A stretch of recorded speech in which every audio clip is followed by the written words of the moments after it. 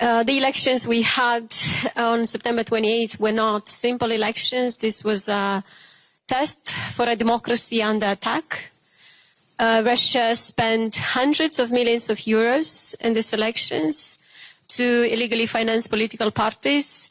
Well, they've been supporting some political parties for decades, but only in the last 2 years they've created at least 7 new political parties in Moldova. We have it's very easy, as it should be in Moldova, to create a political party.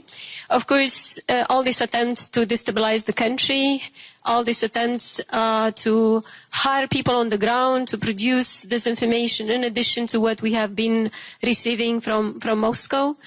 And the lessons that we have learned is that exposure and prevention work. These are the 2 lessons that we have learned, and this is what has helped us.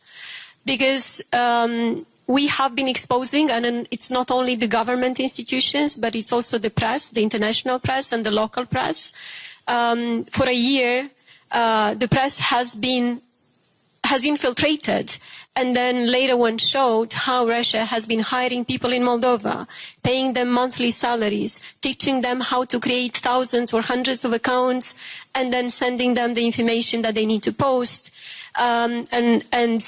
This is what was happening, in very big scales. Like the BBC investigation found a network of at least 90 TikTok accounts which produced thousands of videos with 23 million views for a population of 2.4 million people. So we had many such examples, and people could see it and they could understand the threat.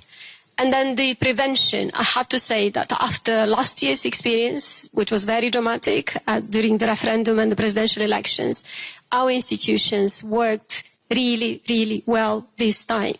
They disrupted all these financial schemes of Russia. They confiscated the money. People who were dealing with this, they got arrested. All those who organized or were trying to organize the vote buying schemes, people could see them on TV. People could see that the money has been confiscated. So the prevention was really, really useful. It is not easy because Russia is using cryptocurrency more and more, and this is where we need to work together to stop the illicit funding, and especially when it comes to cryptocurrency. But Russia had 2 objectives for these elections. One was to capture Moldova through, this was the maximalistic objective, to capture Moldova through these elections, or at least to destabilize the country and to discredit the results.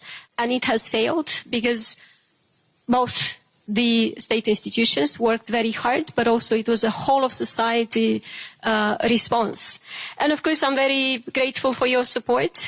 The support on intelligence sharing was very useful.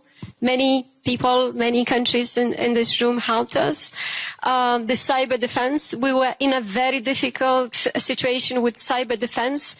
We managed to fix it 2 days before the election. So we had only 2 days to test it. It was that dramatic. We have learned our lesson. Now we have to work very hard to make sure that we don't get in this situation anymore. Of course, the economic support that we have received, because Moldova's economic situation is not good. The economy is affected by the war next door. The political solidarity that you have shown, all these things, the support for Stratcom, all these things have helped a lot.